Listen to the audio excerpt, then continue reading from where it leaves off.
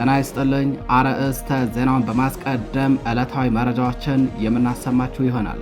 በጋሸና ስታይሽ መስመር በእንቅስቃሴ ላይ በነበረም የአገዛዙ ሰራዊት ላይ በተወሰደ እርምጃ 29 ወታደሮች ሲገደሉ 31 ወታደሮች ደግሞ መቁሰላቸው ታወቀ።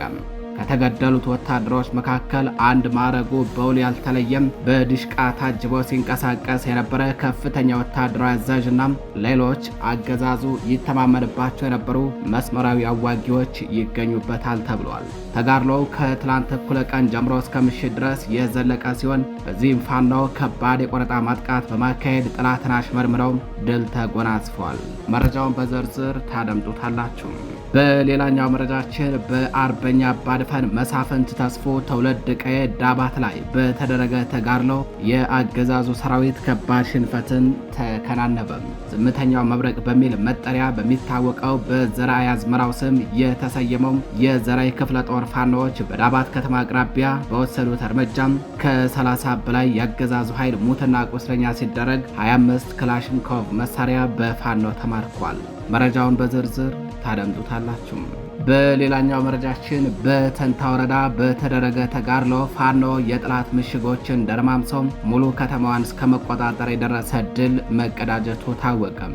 በከተማው የነበረው ትልቁ የጥላት ወታደራዊ ካምፕ በፋኖ የተሰበረ ሲሆን በዚህም በካምፑ ዙሪያ ላይ ሆኖ ከቡድን መሳሪያ ጀምሮ አጥምዶ ሲዋጋ ከነበረ የጥላት ኃይል መካከል አንድ ሻለቃ ሙሉ ኃይል ተደምስሷል ተብሏል። መረጃውን በዝርዝር ታደምጡታላችሁ። በተያያዘ በዚያው በምዕራብ ወሎ ግንባር የአማራ ሳይንት መቅደላ ክፍለ ጦር አትሮንስ ሻለቃ ከባድ ትንቅንቅ እያደረገ መሆኑ ተነግሯል።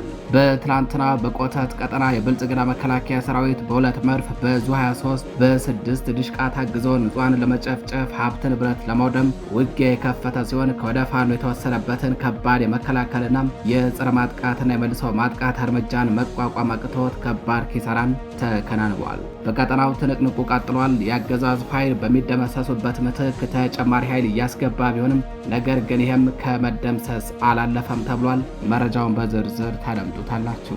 ከባህር ማዶ ከያዝናቸው መረጃዎች መካከል በአሜሪካና በኢራን መካከል ጦርነቱን ለማስቆም ያለመ ቀጥተኛ ድርድር ምናልባትም በዚህ ሳምንት ውስጥ በፓኪስታኗ መዲና እስላማባድ ከተማ ሊካሄድ ይችላል ተብሏል። መረጃውን በዝርዝር የምናስደምጣችሁ ይሆናል። ጤና ይስጥልኝ የተከበራችሁ አድማጭ ተመልካቾቻችን እንደምን ዋላችሁ። ከመረብ ሚዲያ የዛሬ መጋቢት 15 2018 ዓ.ም ዕለታዊ መረጃዎችን አጠናቅረን ይዘን ቀርበናል። አብራችሁን ቆዩ።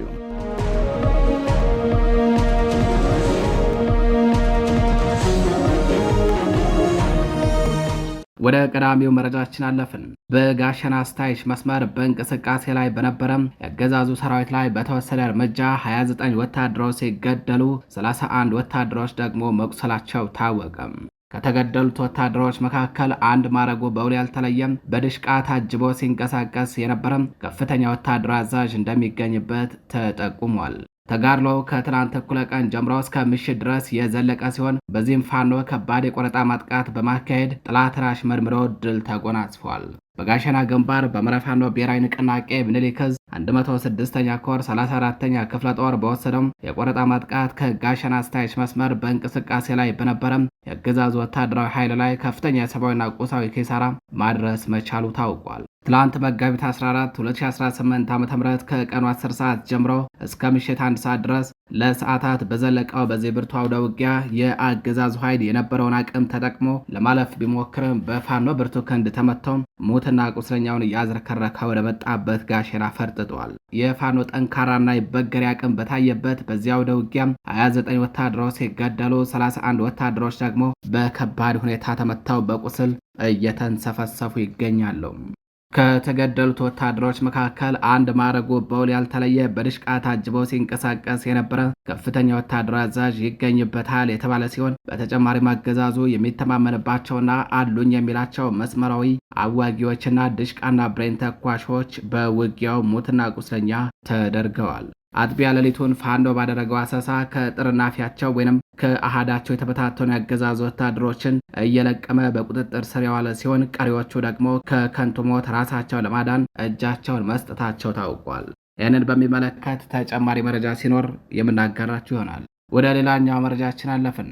በአርበኛ አባድፈን መሳፍን ተስፉ ትውልድ ቀዬ ዳባት ላይ በተደረገ ተጋድሎ የአገዛዙ ሰራዊት ከባድ ሽንፈትን ተከናነበም። ስምንተኛው መብረቅ በሚል መጠሪያ በሚታወቀው በዘራይ አዝመራው ስም የተሰየመ ዘራይ ክፍለ ጦር ፋኖዎች ከዳባት ከተማ አቅራቢያ በሚገኘው ቀረሃ ቀበሌ በወሰዱት እርምጃ ከ30 በላይ የአገዛዙ ኃይል ሙትና ቁስለኛ ተደርጓል። 25 ክላሽንኮቭ መሳሪያም በፋኖ ተማርኳል። በዳባት ከተማ አካባቢ ትላንት መጋቢት 14 2018 ዓ.ም እስከ ምሽት በተደረገ ተጋድሎ ፋኖ ውጤታማም የጸረ ማጥቃት እርምጃ በመውሰድ የጥላት አከርካሪን ሰብሮ ድል ተቀዳጀም።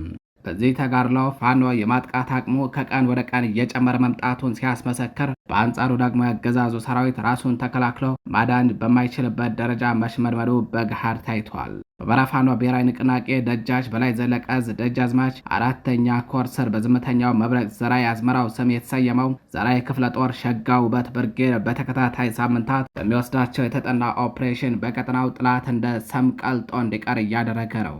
ትላንት መጋቢት 14 2018 ዓ.ም በዳባት ከተማ አቅራቢያ በሚገኝ ቀረሃ ቀበሌ ላይ እስከ ምሽት በተደረገ የጨበጣ ውጊያ ያገዛዙ ሰራዊት በእሳት አለንጋ ተገርፈው መራር ሰብአዊና ቁሳዊ ጉዳትን አስተናግደዋል። በተጋድሎው 15 ያገዛዙ ወታደሮች ሲገደሉ 15 ወታደሮች ደግሞ ቁስለኛ የተደረጉ ሲሆን በአውደ ውጊያው በድምሩ 30 ወታደሮች ሞትና ቁስለኛ መደረጋቸው ታውቋል። ፋኖ ያላንዳች የሰብአዊም ሆነ ቁሳዊ ኪሳራ በመራው ውጊያ 25 የነፍስ ወከፍ ክላሽንኮቭ መሳሪያ ማርኮ ታጥቋል። ከዳባት ከተማ በቅርብ ርቀት ቀረሃ ቀበሌ ላይ በተደረገው ተጋድሎ መራር ሽንፈትን የተከናነበው ያገዛዙ ሰራዊት ቀሪው ኃይል ሞትና ቁስለኛውን እያዝረከረከ ፈርጥጧል። የተከበራችሁ አድማጭ ተመልካቾቻችን መረጃዎቻችን እንደቀጠሉ ናቸው። ወደ ምዕራብ ወሎ ግንባር እናመራለን። በተንታ ወረዳ በተደረገ ተጋድሎ ፋኖ የጥላት ምሽጎችን ደረማምሶ ድል መቀዳጀቱ ታወቀም። በምዕራብ ፋኖ ብሔራዊ ንቅናቄ ምኒልክ ዕዝ 104ኛ ኮር 23ኛ ክፍለ ጦር በተንታ ወረዳ ባደረገው ተጋድሎ የጥላት ምሽጎችን ደረማምሶ ሙሉ ከተማዋን ተቆጣጥሮ አለም። ትላንት መጋቢት 14 2018 ዓ.ም ንጋት ላይ የተጀመረው ተጋድሎ እስከ እኩለ ቀን ድረስ የዘለቀ ሲሆን በዚህም ፋኖ ስልታዊ የጦር ቴክኒኮችን በመጠቀም ከተማዋን ጨምሮ የጥላት ካምፖችን በቁጥጥሩ ስር አስገብቶ ውሏል። በከተማው የነበረው ትልቁ የጥላት ወታደራዊ ካምፕ በፋኖ የተሰበረ ሲሆን በዚህም በካምፖ ዙሪያ ላይ ሆነው ከቡድን መሳሪያ ጀምሮ አጥምደው ሲዋጋ ከነበረው የጠላት ኃይል መካከል አንድ ሻለቃ ሙሉ ኃይል ተደምስሷል። በአካባቢው የነበረው የአገዛዙ ኃይል ከወደ ፋኖ የተሰነዘረበትን ጥቃት መቋቋም ባለመቻሉ ከጊምባና ከማሻ ተጨማሪ ኃይል በማሰባሰብ በከባድ መሳሪያ የታገዘ ለሁለተኛ ዙር ማጥቃት ያደረገ ቢሆንም የ23ኛ ክፍለ ጦር ፋኖዎች በወሰዱት የጸረ ማጥቃት እርምጃ ከባድ የሰብአዊና ቁሳዊ ውድመትን አደርሰውበታል። በመጨረሻም የፋኖ አባላቱ ለህዝብ ደህንነት ቅድሚያ በመስጠትና ንጹሐን እንዳይጎዱ በማሰብ የማረኩትን መሳሪያና ሌሎች የጠላት ንብረቶችን ይዘው አካባቢውን ለቀው ወጥተዋል። ከወደ ፋኖ በተሰነዘረበት ማጥቃት ከባድ ጉዳትን ያስተናግደው የጠላት ብልጽግና ኃይል መድፍና 120 ሞርተር እንዲሁም ሌሎች ከባባድ መሳሪያዎችን የወር ድንብሩን በመተኮስ ንጹሐንን ጎድቷል፣ ሀብት ንብረት አውድሟል። ወደ ሌላኛው መረጃችን ስናልፍ የአምራ ሳይንት መቅደላ ክፍለ ጦር አትሮንስ ሻለቃ ከባድ ትንቅንቅ እያደረገ ይገኛል። በትላንትና በቆታት ቀጠና የብልጽግና መከላከያ ሰራዊት በሁለት መርፍ በዙ 23 በ6 ድሽቃ ታግዞ ንጹሃን ለመጨፍጨፍ ሀብት ንብረት ለማውደም ውጊያ የከፈተ ሲሆን ከወደ ፋኖ የተወሰደበትን ከባድ የመከላከልና የጸረ ማጥቃት እንዲሁም የመልሶ ማጥቃት እርምጃን መቋቋም አቅቶት ከባድ ኪሳራን ተከናንበዋል።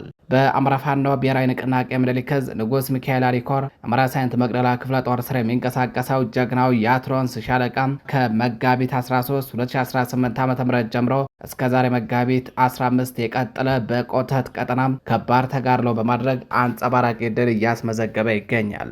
በቀጠናዊ ብልጽግና መከላከያ ሰራዊት በአርባብ ተራና በሚኒሻ መንገድ መሪነት በሁለት መርፍ በአንድ ዙ 23 በ6 ድሽቃ ታግዞ ንጹሃን ለመጨፍጨፍ ሀብት ንብረት ለማውደም ውጊያ ቢከፍትም ከወደ ፋኖ ከባድ የጸረ ማጥቃትና የመልሶ ማጥቃት እርምጃ ተወስዶበታል።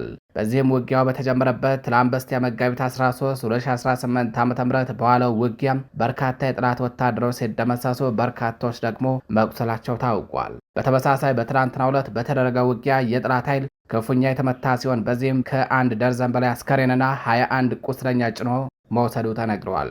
በዚህ ትንቅንቅ 2 የቁርጥ ቀን ልጆች የህይወት መስዋዕትነትን የከፈሉ ሲሆን 2 ተጨማሪ አባላት ደግሞ ቀላል ቁስለኛ ሆነዋል። ይህ መስዋዕትነት ለአማራ የተሰጠ ንጹህ የህይወት ስጦታ በመሆኑ በታሪክ ደምቆ ይሰፍራል። ከዚህ በተጨማሪ በውጊያ ኪሳራ የገጠመው የአገዛዙ ኃይል በብስጭትና በማናለብኝነት ከ40 በላይ የቆተት ቀበሌ አርሶ አደሮችን የግል መሳሪያን ቀምቶ የወሰደ ሲሆን በዘፈቀደ በሚተኩሰው ከባድ መሳሪያም አብያተ ክርስቲያናት ላይ ጥቃት ፈጽመዋል። በሌላ በኩል በቦረና ወረዳ ቢሊ ቀጠና በስራ ላይ የነበሩ ወጣቶችን አፍሶ በመኪና እያዞረ ፋኖን ማረኩኝ በሚል የሐሰት ፕሮፓጋንዳ እየሰራ ይገኛል አገዛዙ። በዚህ ሳይበቃ ወጣቶችን እያፈሰ ወደ ወታደራዊ ማሰልጠኛ ጣቢያ እያጋዛቸው ይገኛል።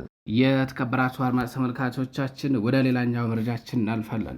በመከላከያ ሰራዊት አባላት ታፍና የነበራቸው የ7 ዓመት ህፃን አስከሬኗ ተቆራርጦ ተጥሎ ተገኘ። ህፃኗ በመከላከያ ሰራዊቱ ከታፈነች ከ10 ቀናት በኋላ ነው አስከሬኗ በጫካ ተጥሎ ከዱር አውሬና ከሰማይ አሞራ የተረፈው የሰውነት ክፍሏ ተቆራርጦ ተጥሎ የተገኘው። በምስራቅ አማራ ቀጠና ላስታ ወረዳ ልዩ ስሙ እርፋ ተብሎ በሚጠራው ቀበሌ ሀብታም ያየው የተባለች የ7 ዓመት ህፃን በመከላከያ ሰራዊት ታፍና ነበረ። ህፃኗ የታፈነችው መጋቢት 4 2018 ዓ.ም ሲሆን የጽንፈኛ ዘርነሽ በሚል ህፃኗን ያገቷት በሌተናል ጀነራል አሰፋ ቸኮል በሚመራው በሰሜን ምስራቅ እዝ ውስጥ በ803ኛ ኮር ስር የሚገኙ የመከላከያ ሰራዊት አባላት መሆናቸውን ጣቢያችን መረብ ሚዲያ ለማረጋገጥ ችሏል። ከላሊበላ ኤርፖርት ማለትም ከሽምሹሃ አየር ማረፊያ በግምት በ10 ኪሎ ሜትር ርቀት ላይ ከምትገኘው ከ07 እርፋ ቀበሌ ላይ የ7 ዓመት ህፃኗን ያገቱት የመከላከያ ሰራዊት አባላቱ የህፃኗ ወላጆች ልጃቸውን እንዲሰጧቸው ሲጠይቋቸው ፋኖ ሲጠፋን መልስላቸዋለን በሚል መሳለቃቸው ተነግሯል። የህፃኗ ወላጆችን ድጋሚ ልጃቸውን ብለው ወደ ካምፑ እንዳይመጡ በጥብቅ አስጠንቅቀው እንዳባረሯቸው ታውቋል። በካምፕ ውስጥ ከሰፈረ አገዛዙ ኃይል መካከል የተፈጸመው ግፍ የዘገነናቸው ህፃኗ በገፍ እንደተገደለችና አስከሬኗ የተጣለበትን አካባቢ ለህፃኗ ወላጆች የተናገሩ ሲሆን የህፃኗ ወላጆችም ከአካባቢው ማህበረሰብ ጋር በመሆን ሲፈልጉ ውለዋል። በመጨረሻም ህፃኗ ታግታ ከተወሰደችበት ከመጋቢት 4 2018 ዓ.ም ጀምሮ ከ10 ቀናት በኋላ ዛሬ መጋቢት 14 2018 ዓ.ም በአካባቢው ጠዳ ተብሎ በሚጠራው ጫካ ውስጥ አስከሬኗ ተጥሎ ከዱር አውሬና ከሰማይ አሞራ የተረፈው የሰውነቷ ክፍል መገኘቱን መረብ ሚዲያ ከአካባቢው ነዋሪዎች ለማረጋገጥ ችሏል። አስከሬኑ የህፃኗ መሆኑ የተለየው እገታው ሲፈጸምባት ለብሳው በነበረው ልብስ ነው የሚሉት የአካባቢው ነዋሪዎች ከፊል አካሏ በጅብ ተበልቷል፣ ከፊሉ ደግሞ በአሞራ እየተበላ እንዳለ ነው የተገኘው ብለዋል። ህፃኗ ተገድላ ከተጣለች 24 ሰዓታት እንደማያልፋት ከቅሪት የሰውነቷ ክፍል ለማረጋገጥ ተችሏል። ይህም በአካባቢው ማህበረሰብ ዘንድ ከባድ ቁጣን የቀሰቀሰ ሲሆን ይህ ቁጣ ወደ አመፅ እንዳይቀየር ከፍተኛ ቁጥር ያለው ወታደር በአካባቢው መሰማራቱ ታውቋል። በተጨማሪም የሰራዊቱ አዛዥ ነው የተባለ ብዛት ባላቸው ወታደሮች የታጀበ አንድ አዛዥ ወደ ህፃኗ ቤተሰቦች መልእክተኛ በመላክ ስለ ድርጊቱ ለማንም እንዳይናገሩ በተለይም የሚዲያ አካላት እንዳይሰሙ በሚል በጥብቅ ማስጠንቀቁ ተሰምቷል። በተመሳሳይ ከዓመት በፊት በዚያው በላስታ ወረዳ ሽግላ መንደር ተብሎ በሚጠራው አካባቢ የ12ኛ ክፍል መልቀቂያ ፈተና ተፈትና ውጤቷን በመጠባበቅ ላይ የነበረች ጥሩ እያለም ነው የተባለች አንዲት ታዳጊ በመከላከያ ሰራዊት ታፍና ከተወሰደች በኋላ ተደፍራና በስለታማ መሳሪያ ታርዳ ተጥላ መገኘቷን በወቅቱ መረብ ሚዲያ የሟች ቤተሰቦችን ዋቢ በማድረግ መዘገቡ አይዘነጋም።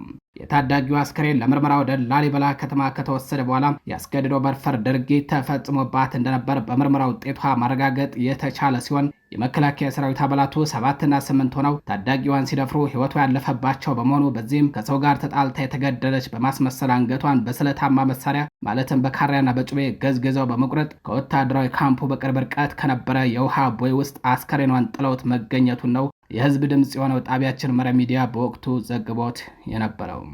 ይህንን መረጃ የምትሰሙ አድማጭ ተመልካቾቻችን ይህ ግፍ ለዓለም አቀፉ ማህበረሰብ ይደርስ ዘንድ በቻላችሁት መጠን ትብብር እንድታደርጉ በንጹሃኖች ላይ ስለተፈጸመው ግፍ ስንል እንጠይቃለን። የተከበራችሁ አድማጭ ተመልካቾቻችን ወደ ባህር ማዶ መረጃችን እናልፋለን። በአሜሪካና በኢራን መካከል ጦርነቱን ለማቆም ያለመ ቀጥታ ድርድር ምናልባትም በዚህ ሳምንት ውስጥ በፓኪስታኗ መዲና እስላማባድ ሊካሄድ ይችላል ሲል ሮይተርስ ዘግቧል። የፓኪስታን ባለስልጣናትንና የአውሮፓ ባለስልጣናትን እንደ ምንጭነት የተጠቀመው ሮይተርስ በአሜሪካና በኢራን መካከል ጦርነቱን ለማቆም ያለመ ቀጥተኛ ድርድር ሊደረግ ስለመሆኑ ገልጿል። ይህ መረጃ ቀደም ሲል የኢራን ባለስልጣናት ከአሜሪካ ጋር ምንም አይነት ድርድር አላደረግንም ሲሉ የሰጡትን ማስተባበያ ተከትሎ የወጣ አዲስ የዲፕሎማሲ ተስፋ ሆኗል። ከዚሁ ጋር ተያይዞ የኢራን መገናኛ ብዙሃን እንደዘገቡት የኢራኑ ፕሬዝዳንት ማሱድ ፔዜሽኪያንና የፓኪስታኑ ጠቅላይ ሚኒስትር ሸህባዝ ሻሪፍ ቀደም ብሎ በስልክ በመነጋገር ጦርነቱ በቀጠናዊና ዓለም አቀፋዊ ደህንነት ላይ እያሳደረ ስላለው ተጽዕኖ በጥልቀት መክረዋል ተብሏል። ፕሬዝዳንት ፔዜሽኪያን በዚሁ የስልክ ውይይታቸው ላይ ኢራን መረጋጋትንና ደህንነትን ለመጠበቅ በቀጠናው ጉዳዮች ላይ የሚደረጉ የውጭ ሀገራትን ጣልቃ ገብነት ለመቋቋም ቁርጠኛ መሆኗን ማስታወቃቸው ተጠቅሰዋል። በተጨማሪም ቴህራን ከቀጠናው ሀገራት ጋር ያላትን ትብብር ይበልጥ ለማጠናከር እንደምትፈልግ ፕሬዝዳንቱ አረጋግጠዋል። የተከበራችሁ አድማጭ ተመልካቾቻችን ለዛሬ መጋቢት 15 2018 ዓ.ም ይዘናቸው የነበሩት መረጃዎቻችን እነዚህን ይመስላሉ። በሌሎች መረጃዎች እስከምንገናኝ ቸር ቆዩ።